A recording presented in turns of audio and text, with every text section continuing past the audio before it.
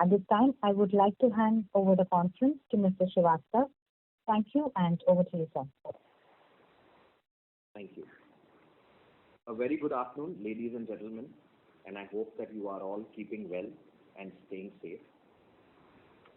We take pleasure in welcoming you all to discuss the operating and financial performance of the fourth quarter and the full year of FY21. We'll first talk about retail. Consumption swiftly recovered from Q3 FY21 onwards on account of increase in mall operational hours across cities, resumption of F&B, and the festive season. Consumption across the retail portfolio was up 5% quarter-on-quarter to rupees 14.4 billion in Q4 21. Our gross consumption reached approximately 100% of last year's corresponding quarter. Excluding the contribution of Phoenix Palassio, which was launched in July 2020, consumption recovery in Q4 was 90% on a like-to-like basis in Q4 21 versus Q4 20. Consumption across all malls stood at rupees 33.3 billion in FY21 and was at 69% approximate of FY20 on a like-to-like basis. In line with consumption, retail collections continued to witness sharp improvements. Collections further improved 42% quarter-on-quarter to rupees 3.7 billion in Q4 FY21, taking the total collection to rupees 7.6 billion in FY21. Similar recovery trends were also seen in footfalls and four-wheeler traffic at our malls, where footfall and four-wheelers across all malls were at 83% and 93% respectively of last year's level in Q4 FY21.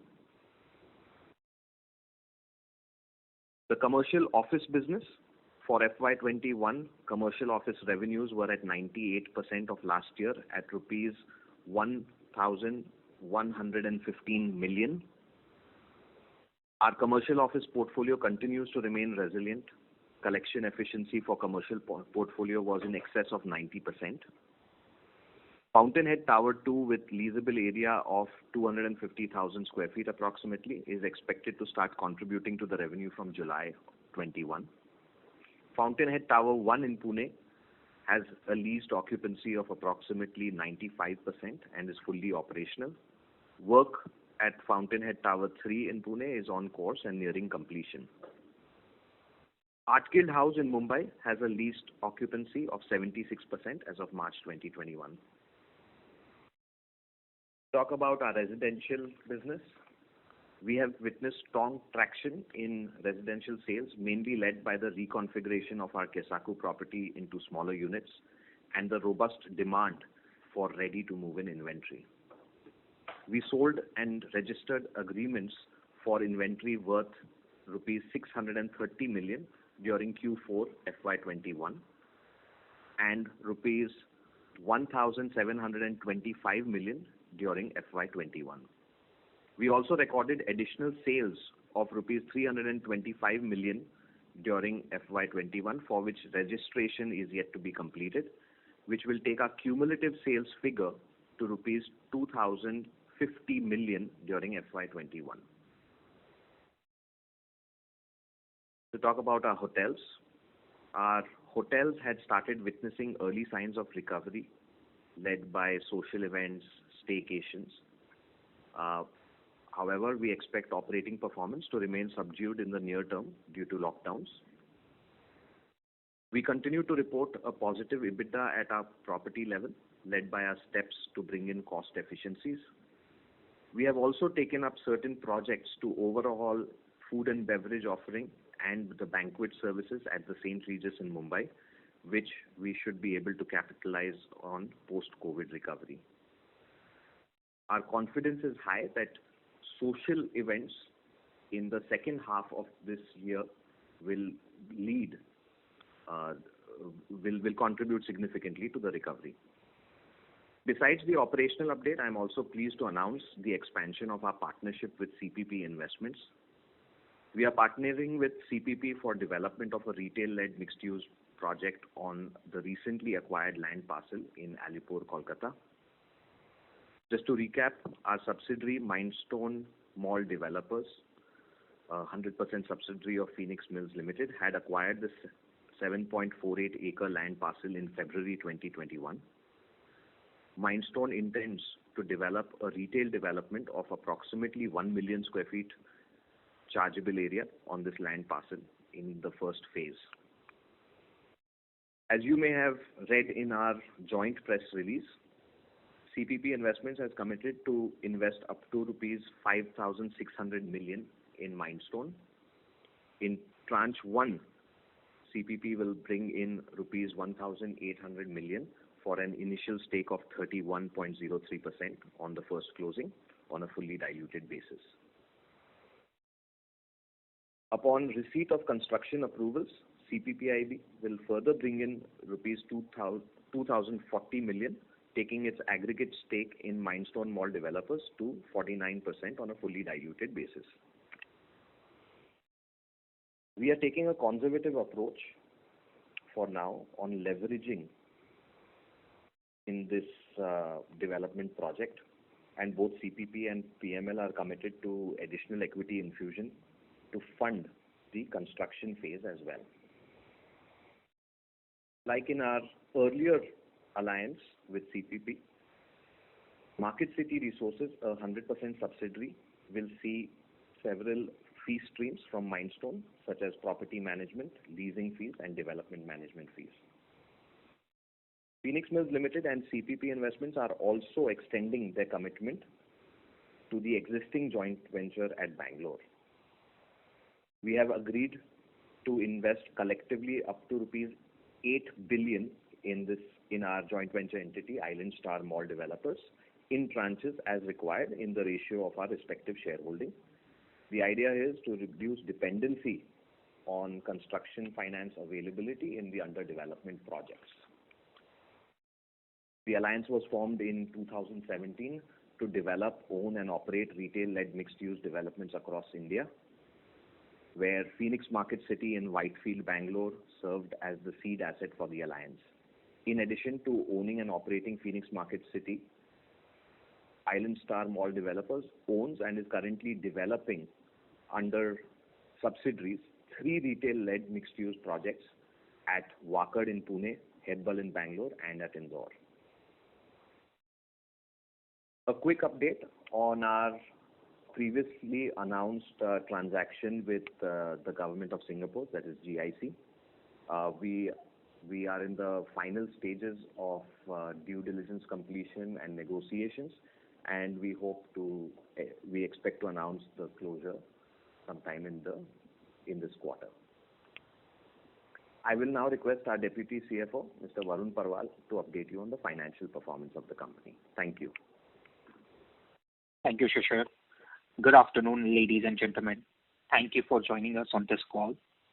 Continuing with the briefing which Shishir gave, I would like to share with you some of the key highlights of our consolidated financial performance. Our income from operations for FY21 stood at rupees 10,733 million. This is at 55% of FY20. FY21 EBITDA was at rupees 4,942 million, which was at 51% of FY20, and we reported a profit after tax of rupees 526 million. Income from operations for quarter 4 FY21 was rupees 3,858 million.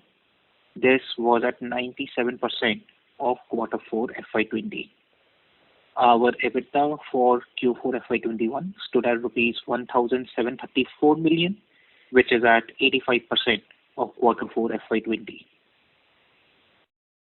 For the quarter, we reported a profit after tax of rupees 655 million. Now, moving on to our operational performance of our various business streams. Our retail rental income for the full year came in at 5,632 million. This number is at 55% of FY20 number. And, earlier last year in June, we had guided, our initial guidance was for rentals to be at 45 to 50% of FY20 levels. we are very pleased to have ended the year at a number higher than our initial estimates. Our FY21 rated EBITDA was at about 5,231 million. This was at 54% of FY20. Now, coming to a quick update on our cash flows. Our inflows net of GST for the year was at about 1,400 crores. Retail contributed to about 7,700 million in FY21. Commercial was at about 1,400 million. Residential cash flows were at about 1,370 million, while hotels were at approximately 630 million. We had significant amounts in terms of IT refunds during the year, which was at about 830 million for the full year. And we also had earlier announced a receipt of the settlement from Kalani's, which was at about 390 million. Our operational expenses for the year were at about 7,860 million, and our interest expense was at about 3,050 million for the full year.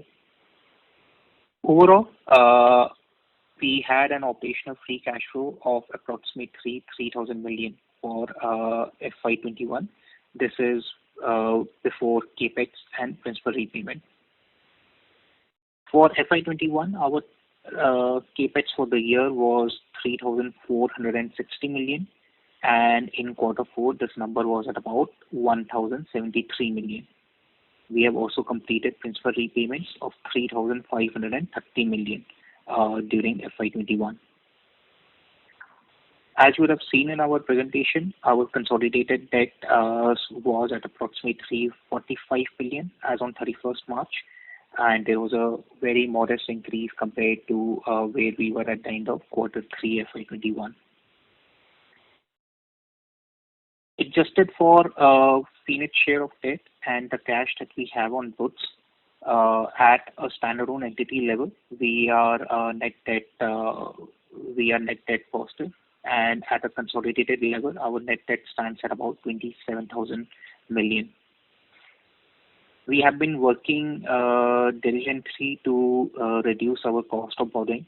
For the full year FY21, our average cost of borrowing is down 102 basis points, and during quarter 4, our cost of borrowing came down by a further 29 basis points. We ended quarter 4 at a rate of 8.17%, and we expect this number to continue trending down as we have a few more refinances that we are working on during quarter 1 and quarter 2. With this, I would like to close our opening remarks and open the call for the Q&A session. Thank you. Thank you very much. We will now begin the question and answer session. Anyone who wishes to ask a question may press star and 1 on their touchtone telephone. If you wish to remove yourself from the question queue, you may press star and 2. Participants are requested to use handsets while asking a question. Ladies and gentlemen, we will wait for a moment while the question queue assembles.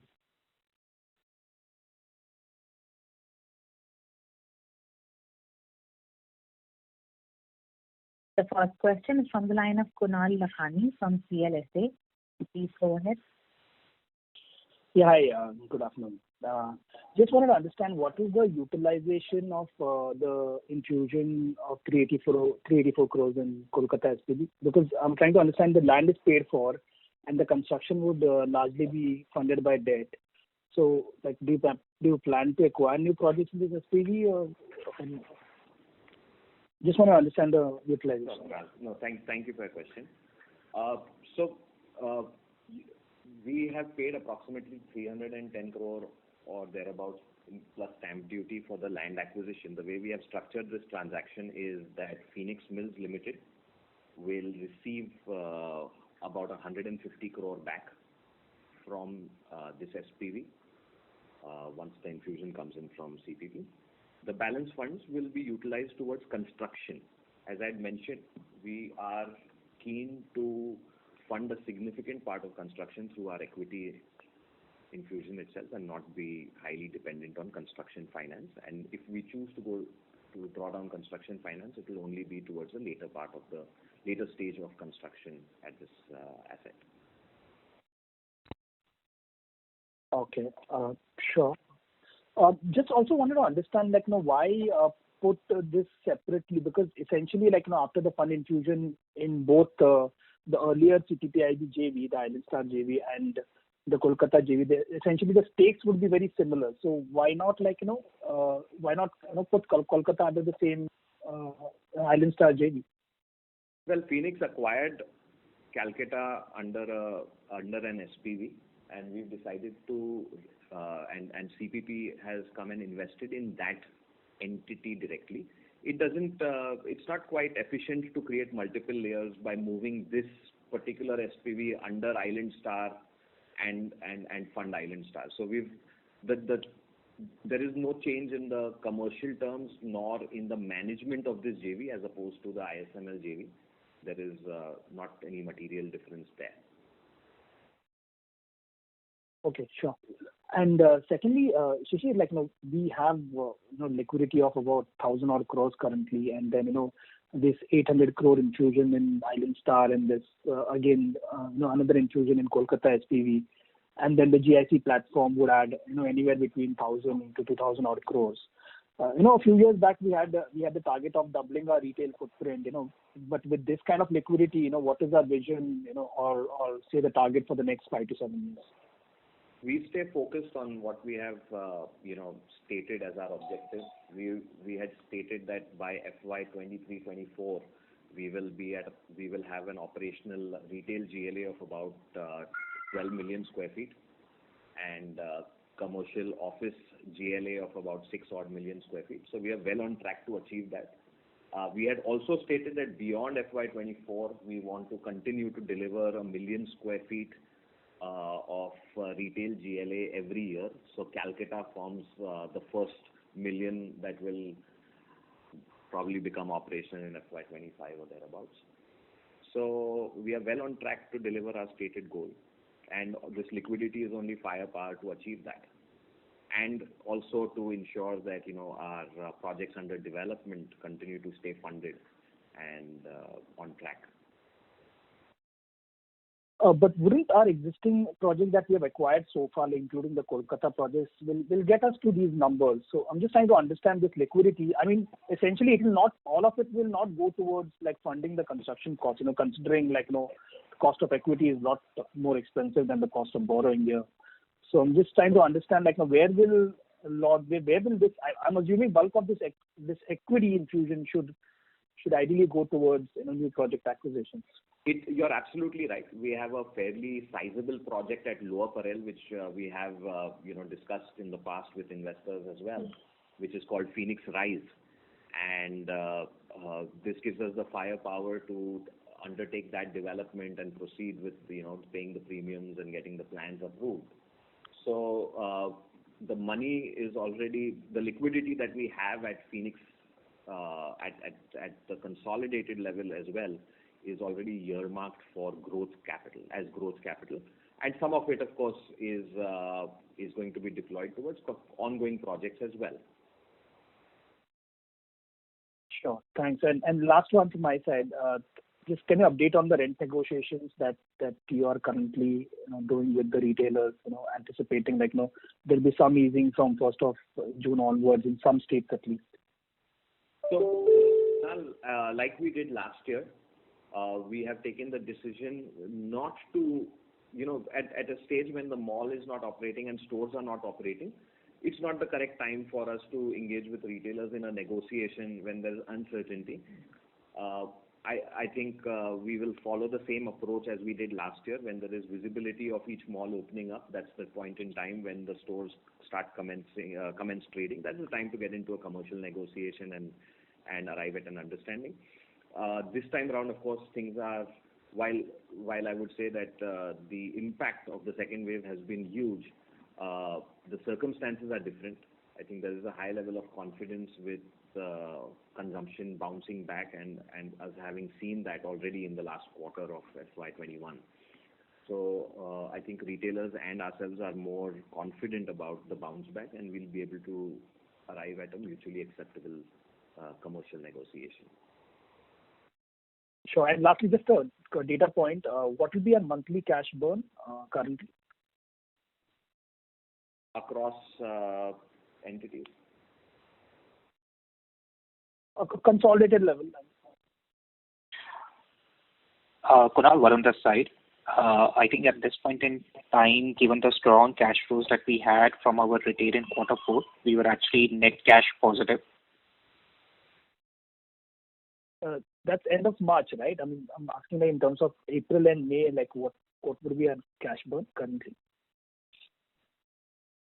It's roughly around, if we just look at each asset, it would be somewhere between 2 to 2.5 crore per mall per month would be the operating expense outflow.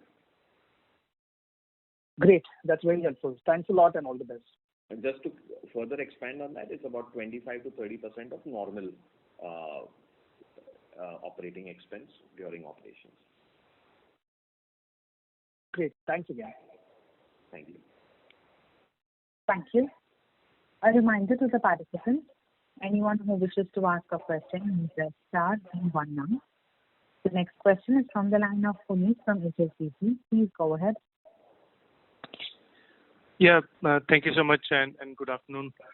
My first question is if you can help me understand this Calcutta deal a little better. So you invested 310 crores initially, and then CPPIB enters into partnership. They commit to invest 560 crores. What is this 384 crores? Is it the first level investment, or how should we think of this number? So yes, I will break this 560 into 3 parts. Yeah. 180 is what comes in tranche 1. Correct. Tranche 2 will roughly be about 204, which will come in. This is going to be, so tranche 2 comes in upon receipt of all approvals, etc. And so total of 384. This will take them up to a 49% stake. Yeah. And subsequent to that, as and when if in the event we need further funding for construction, then that's the point in time when they will bring in the balance, taking it up to a 560 number. Okay, got it. So for the 49% stake, they're paying 384. That's the way to read this. That's correct. Okay. Got it. And what would be the expected cost for completion? The total estimated cost is about 926 crore, which includes land, FSI, premiums, construction approval costs, construction cost itself, management, construction management, site operating, everything. Cumulatively will be about 925, 930 crore. Okay. Got it. Secondly, can you also talk a bit about, how did your Lucknow mall do in the last, 2 quarters? What kind of traction are you seeing, and where are we on the, entire leasing cycle there? Sure. Lucknow has in fact has really performed extremely well. As you are aware, it became operational only in July of 2020. Yeah. I would say that the quarters of Jan, Feb, March have been fantastic. We've seen about roughly around 135 crore of consumption in Q4 of FY21, and trading density inching closer to 1,000 rupees a square foot, which is, as you may be aware, in this same period, our other operating malls, which are much older, mature assets, they were in the range of about 1,400 rupees of trading density. So it's fast catching up. Trading occupancy is in Q4 stood at about 75%, and that of course has improved since then. And so we have about 189 brands that are operational, another 25 odd at various stages of fit out. So it's performed extremely well. Okay. So is it fair to say that 25% of the area is still to be leased out at this point of time? No, I said trading occupancy is at 75, which means that these are the number of stores that are operational. Okay. We would be at a leased occupancy of, I would say, close to about 80% now. Okay. Okay. So that's really down there. That's it. My third question is on the some sale of assets from the standalone to the JVs for some 24 crores. Is that all that you paid for the office, or is there any more number that you need to pay? Can you repeat the question, Puneet? The standalone entity used to own some units in AGH and Centrum. Those were sold to the subsidiaries for 24 crore. Is that the entire amount that's been paid there? So, Phoenix, if I understand your question correctly, and I apologize because the line is not very clear, is your question pertaining to the commercial office units that PML owned, which we have transferred back to office developers? Correct. Sorry, can you just repeat what was your question on the commercial? I didn't quite hear that, Puneet. Yes. So I think the notes to account, mention some 247 crores being from sale of assets. If you can, give some more light there. What all is included, and will you need to, or will the subsidiaries need to pay more for that? Correct. So it's about 200 and no, the subsidiary doesn't need to pay anything more than that. The total value of transfer of units in Kurla alone was about 227 plus 115.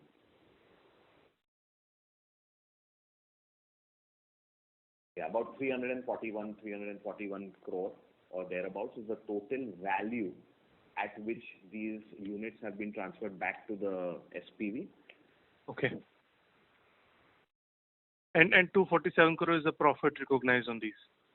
Sorry, may I just clarify? It was my error. It's roughly about 310 crore, 195 plus 115. Okay. And 247 crore is just the profit which is being recognized on that.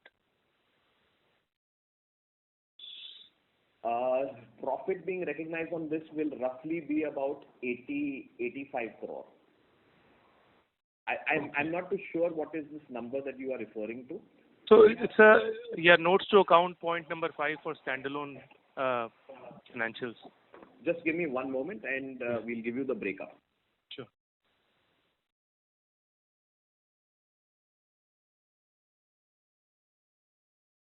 I'm requesting Pawan to give the detailed breakup on this. Okay. Hi, Puneet. Pawan here. Yeah.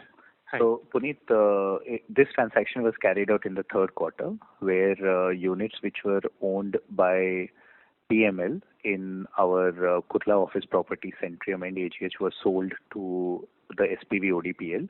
The total consideration that the SPV paid was in the tune of 310 to 330 crores. And the profits which were recorded on that was the 247 crores that you are looking at.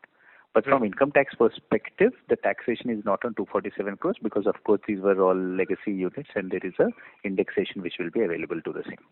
Right.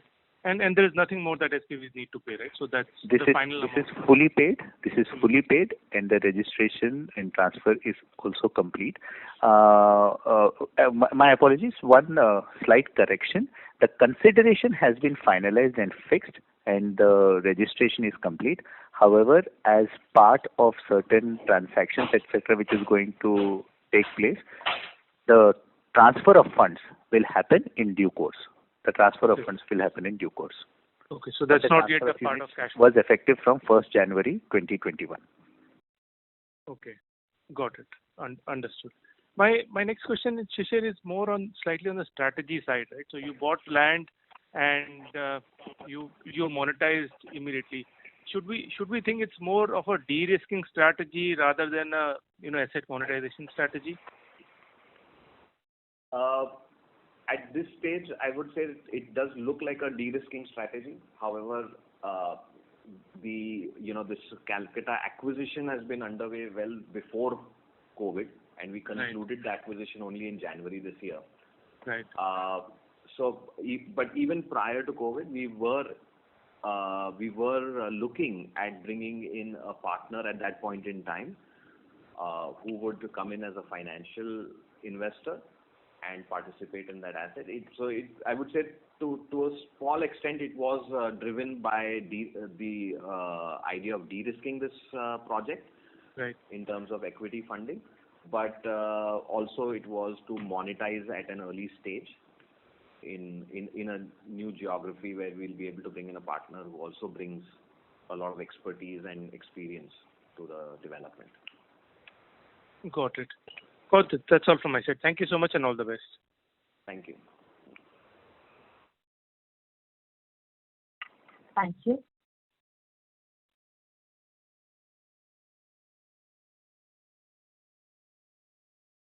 The next question is from the line of Biplav D from Antique Stock Broking. Please go ahead. Good afternoon, sir. My first question is on the pipeline deals that you have at this stage. Just if you could provide, sir, some insight on the pipeline transaction. The context is, sir, so post GIC, you will have approximately cash surplus of around 3,500 crore or so. Just wanted to understand whether you have some kind of target in your mind, deployment schedule, like how many projects you want to acquire in the next 2 years, 3 years, some ballpark target, So, and what stages of those the pipeline deals are at? What stages of transaction? Thank you. This is my first question. Thank you. So the idea of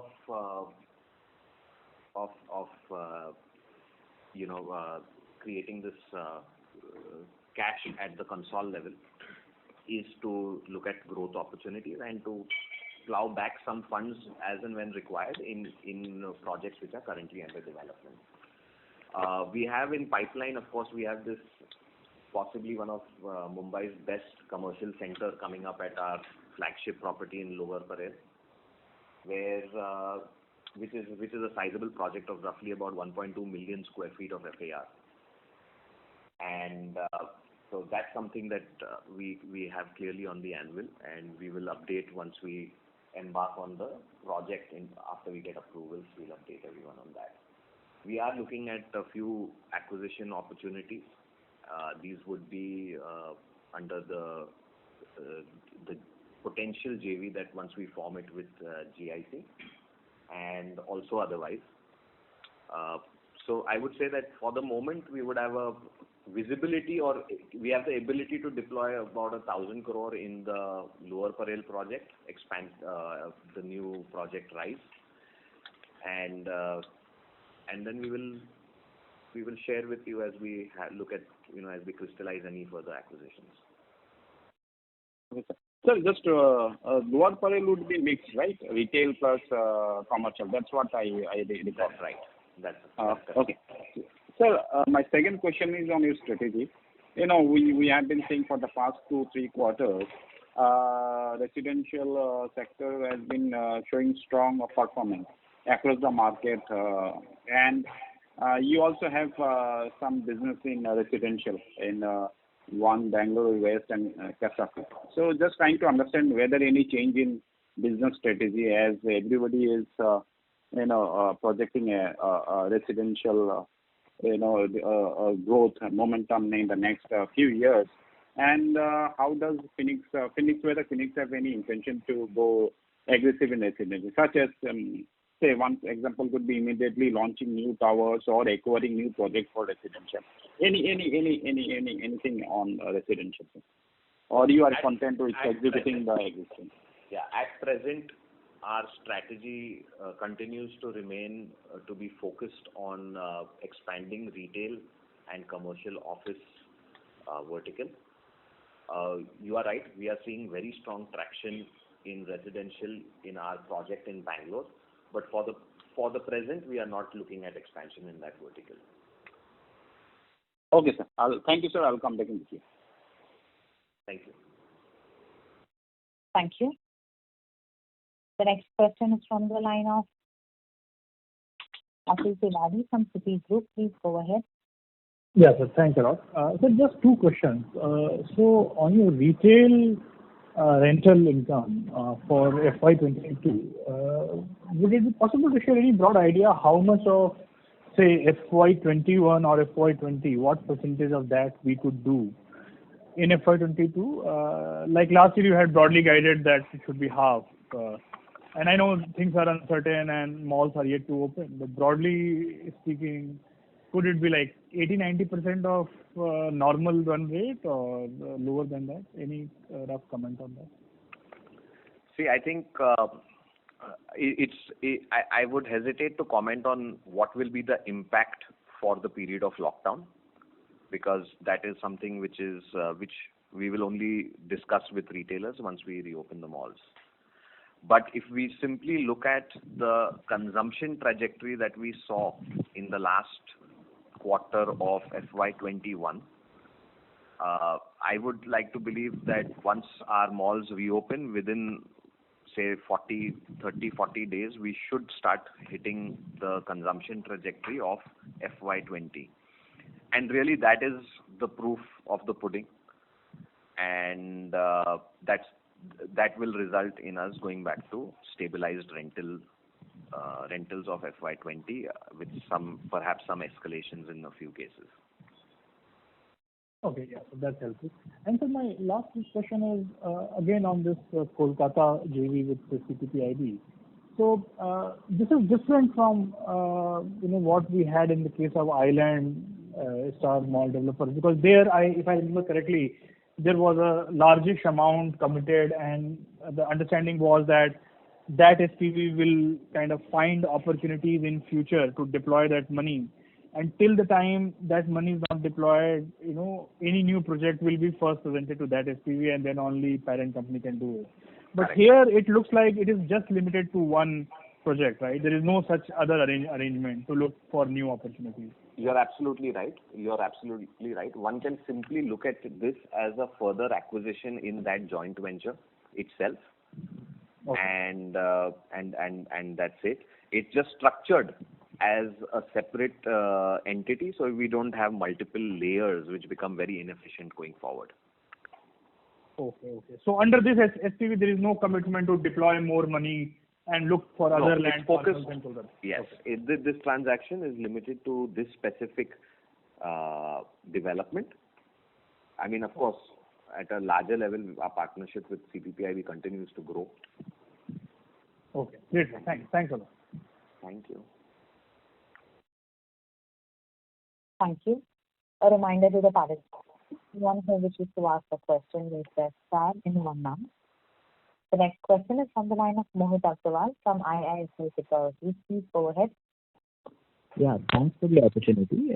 My first question is, over the last 1 year, what has been, as it stands today, what is your leased occupancy and trading occupancy on a blended basis? So what kind of churn have you seen in tenants over the past 1 year since the first wave started?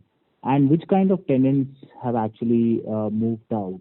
The second part of that question also is that how do you look into that in the next 6 months as uncertainty remains? Do you see a significant churn in the next few months, and what has been the discussions with the tenants on that? I would say that the last year saw perhaps across locations anywhere between 4 to 5% on the higher side, 4 to 5% change in our leased occupancy. And most of this, a bulk of this was in the F&B category. As of now, since malls in Maharashtra shut down in April, we have not really seen any vacancy being, increase in vacancy. And again, when it comes to food and beverage, we believe that sector is largely driven by entrepreneurs and by talent. So even vacancies that we see today, once we see demand pick up, there will be, I think, F&B brands will be back. There may be newer concepts, other operators, but the space will get taken up by F&B as soon as consumption trends start improving. Sure. So the expiries which are going to happen in the first half, let's say, or in the first quarter of fiscal 22, will they also be extended or will they be renegotiated? So by and large, whatever expiry we were likely to see in the first half of FY22, these were already negotiated in the last year, in the last financial year, and concluded. In some cases, we have simply extended the current, the last paid rentals for a period of 12 months, and then the escalations would kick in thereafter. So it's a combination of different negotiations that we have done across the brands that were likely to see end of tenure of their contract in the first half of this year. Okay, that's helpful. My second question is, just a clarification on the initial comment that you made about the Bangalore mall where you have extended your partnership with CPPIB for 800 crores. Now, I wanted to understand, is it for the 3 malls that you are developing? Is it, you are making more funds available for that? Or are you open to look at probably even, buying a new mall, because I think 800 crores is good enough for doing that. So just wanted that clarification. Yeah. So under that JV, we have these 3 developments. These are not just malls, but mixed-use developments. At Wakad at Pune, we have a 1 million square foot mall plus another 1 million square foot potential of offices. At Hebbal, Bangalore, it's similar, 1 million square foot mall plus little over 1 million square feet of commercial offices. And of course, Indore, for the moment, we are only completing the mall. But in Island Star, which is the operational asset, Phoenix Market City, Bangalore, we also have a further development potential of roughly about 1.5 million square feet, comprising retail and commercial offices. The reason why we deliberated and agreed to bring in 400 crore now, cumulatively 400 crore now, and 400 crore in the future if required, is to go ahead and make sure that all of these projects get completed without dependency on construction finance, because construction finance terms, etc., are not to our liking today. And so we have the option of going for construction finance if should we like the terms, and then, but we are committed to bringing in up to 800 crore cumulatively should it be required. 400 is already being under process as of now, and the second tranche we will decide as and when we see construction finance availability. Okay, sure. That's all from my side. Thank you so much. Thank you. The next question is from the line of Parikshit Kandpal from HDFC Securities. Please go ahead. Hi, Shishir. Hi. So this, again on this 800 crores, my question was, so earlier it used to be funding of 1/3 equity and 2/3 debt. So with that moving now to 50%, almost 50-50 or slightly higher. The first thing is that for a developer with such a strong balance sheet, so it can bring in that money and it gives us competitive advantage. But my second question would be that, added to that would be that, so what was the total these 3 malls spending capex, and whether this 800 entirely is because of this mix change going towards higher equity requirements?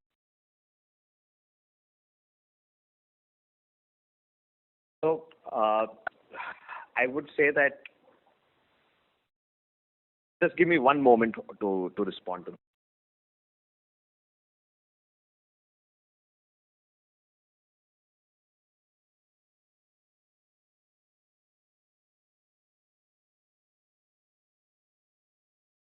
So cumulatively, if we look at the CPPIB JV with the 3 projects in Pune, Hebbal and Indore, I think we have about close to about 1,700 crore balance to be spent.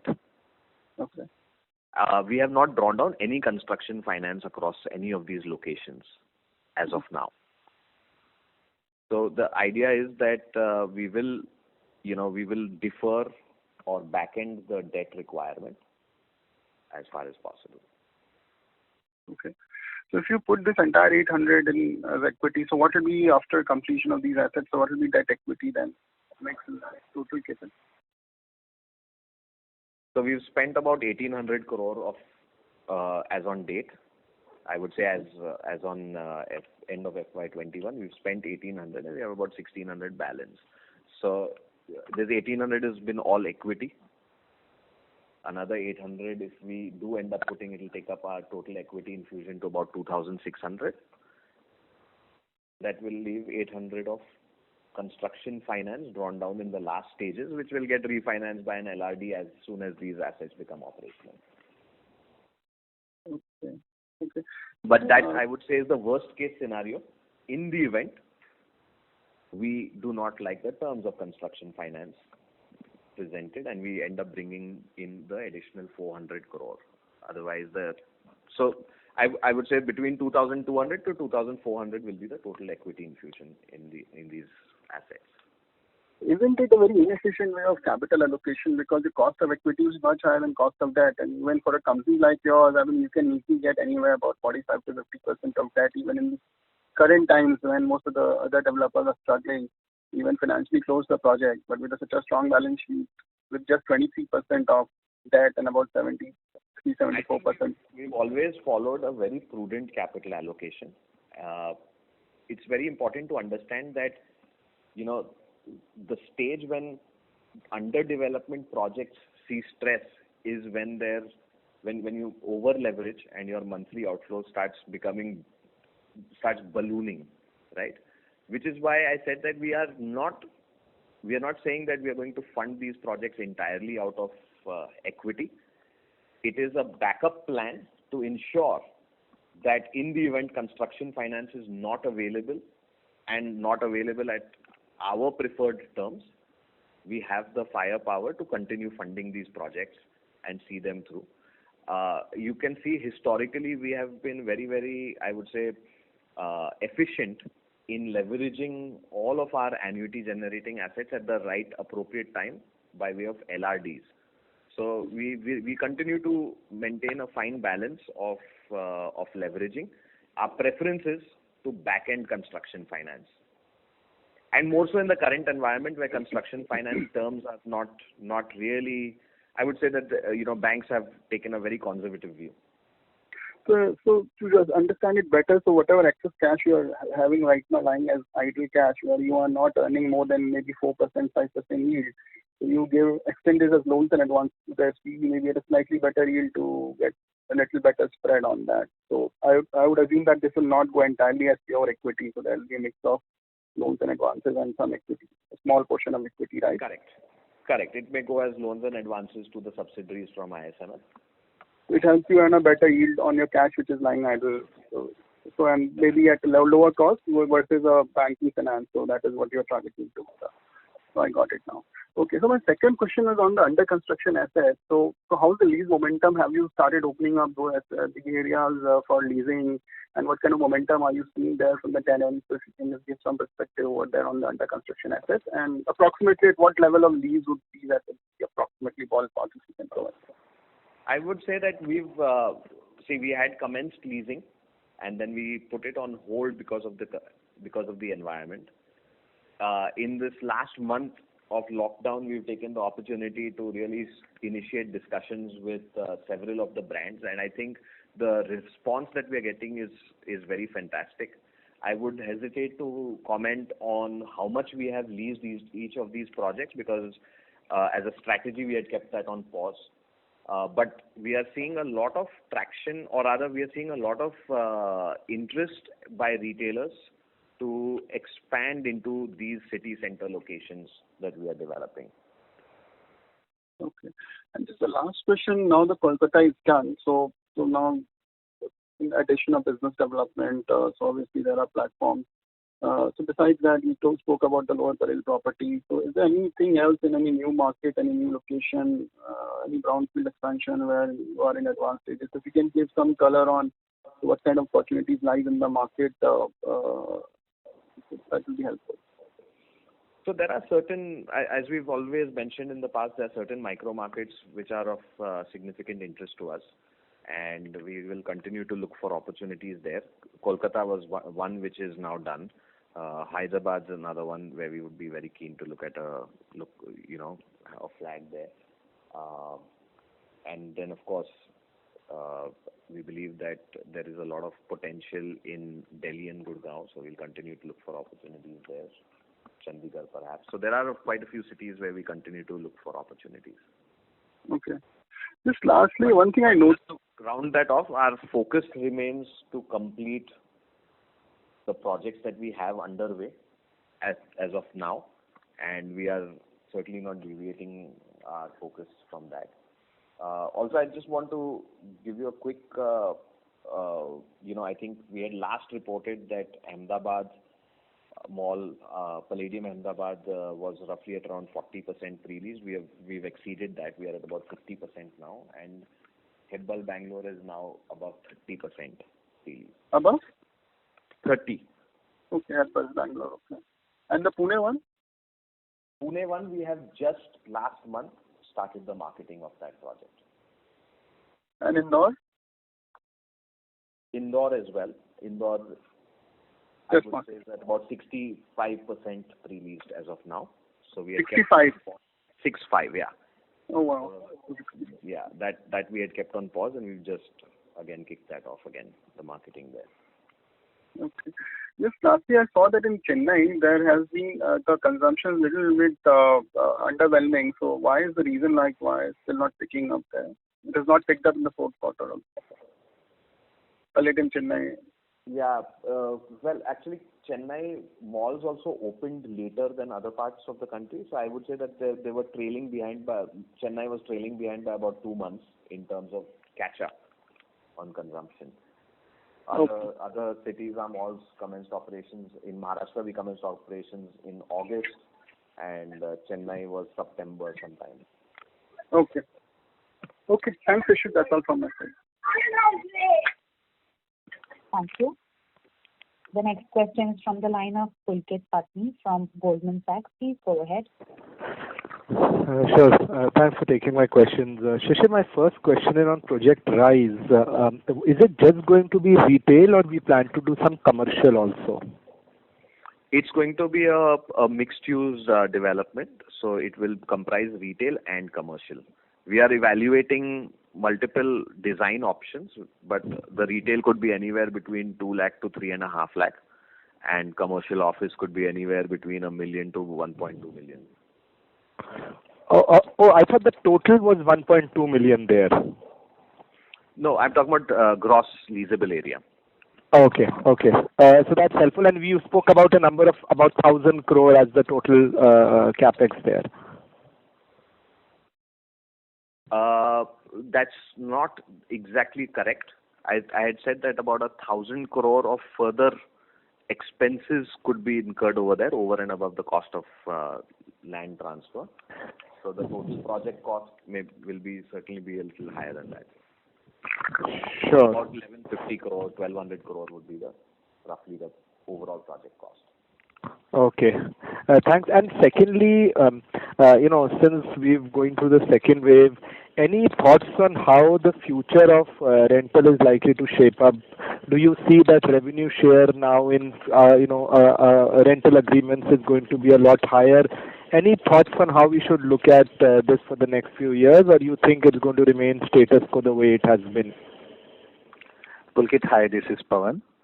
Pulkit, I think one thing that we have seen even during our negotiations during last year was that while there were certain leeway that was provided on the minimum guarantee rentals, there was percentage increase in the revenue share, which actually ended up overall by the end of the year, you saw the numbers, how we were able to get about 55% of what otherwise we would have contractually gone. What also happened in addition to it is because of the collaborative approach that we have with the retailers agreed that the increase in the revenue share percentage would continue for a particular time, and it was to continue even in FY22 had not for the lockdown again being reimposed. So I think overall in a 3-year time frame, as we come back to normalcy, in a 3-year period, as a combination of higher revenue share percentages, etc., we should be able to get a good traction. However, we think that this current trend is to ensure that these testing times and the financial impact of these testing times are taken care of, overall we'll get back to where we were originally. On a final note, given the strong consumption traction that all of our centers have, a lot of these retailers were anyway hitting revenue share. So getting a higher revenue share percentage as soon as normalcy returns is actually turning out to be a faster way for us to get back to our intended absolute number of rentals. Does that answer your question, Pulkit? That answers. So effectively, we can understand that this could just be an interim thing for maybe a year, 2 years, and then it reverts back to the normalcy. Absolutely. Sure. And just a related question, if I may, can you highlight any change in terms with the multiplexes, and how should we look at that part of the rental? So, as was stated by Shishir earlier, at this point in time, we would hesitate to comment upon how the negotiation might pan out with any of these retailers with the malls being shut. Even last year, we started conversations with a variety of tenant categories only as such tenant categories started opening. So we'll wait for them to resume operations and then figure this out as we would go. Thank you. We would request the current participants. Please come back in the question queue. The next question is from the line of Manish Agrawal from JM Financial. Please go ahead. Yeah, hi. My first question would be pertaining to the new malls. So you indicated the pre-leasing number. If you could just indicate the rental at which the pre-leasing is happening across these malls.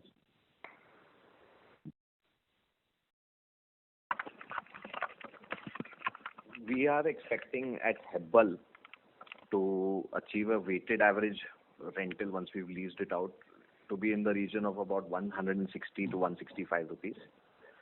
At Wakad, Pune, we expect our average to be roughly around 120 or thereabouts. And at Indore, we are going to be at about 90, close to about 90 rupees average rental. And Ahmedabad? Ahmedabad is going to be about close to about 150 to 155 weighted average. Okay. And secondly, towards the end of FY20, you had indicated that there is a certain amount of repricing opportunity, which obviously couldn't come through in FY21. So post, say, FY22, 23, do you expect this repricing opportunity in your main malls to come through? Absolutely. As we see our contracts coming to an end, we've also seen it in several cases in FY21, in FY22. We've also seen in several cases where we negotiated the renewal contracts in FY21. For FY22, we have seen an escalation, and in some cases, while we may not have seen an escalation in FY22, there's a catch-up in FY23 and FY24 thereafter. So the base which we are looking is FY20 rentals only, so it's not gone down as such. No. There will be a catch-up in later years. Yes. Sure. Thank you. That's all from my side. You should look at it like this, that FY20 has not gone down. What would have been an escalation or an incremental rental coming in FY21, that has got pushed to FY22, but FY22, FY23 also additionally have a catch-up concept. Sure. Understood. Thank you. That's all from my side. Thank you. The next question is from the line of Amit Agarwal from Nirmal Bang. Please go ahead. Thanks for the opportunity. I know you have a very small, as of now, compared to a retail portfolio, you have a very small office portfolio. But any comments on what we're seeing, the pressure on the rentals and occupancy on the office portfolio? Are you also facing the same thing?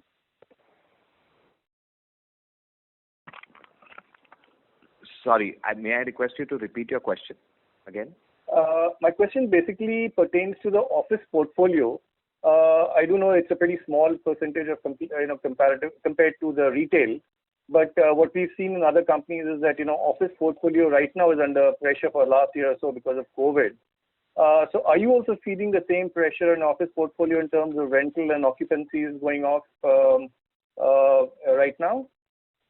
So it's a very good question. I want to answer it in multiple parts. One is, our current operational portfolio in the office space is roughly around 1.5 million square feet, and we have about 5 million square feet under development, right? Yeah. And it's important to also understand that these are not standalone office buildings. These all form part of our mixed-use developments and form part of our subsequent phases of development. With the exception, of course, of Phoenix Rise, which is the ground-up development at Lower Parel. In our current operating office portfolio of about 1.5, 1.6 million square feet, we've really not seen a disruption in rentals in this last year, right? In fact, I would say that it has been our office portfolio that has actually kept the cash flow coming in, and we even in this period of lockdown, we've seen collections to be quite strong there. Q4 collections were in close to about 95-96%. And so it's for us, the office business has not seen a negative impact. The reason is these are not back offices, these are not IT offices, these are all city center corporate offices for several tenants and several reputed international brands as well. Going forward, while there may be, let's say that there may be an impact, we believe the impact will be more in ITES spaces and lesser in commercial front office spaces. Sure. Thanks a lot. That was all from my side. Thank you. Thank you. That was the last question. I would now like to hand the conference over to Mr. Srivastava for closing comments. Thank you, ladies and gentlemen, for joining us today. And do feel free to reach out to our teams for any further questions, queries, clarifications that you may need. And wish you all the very best. Please stay safe and look forward to connecting with you in the next quarter call. Thank you. Have a pleasant day and a great weekend. Bye. Thank you. On behalf of the Phoenix Mills Limited, this concludes this conference. Thank you for joining us, and you may now disconnect your line.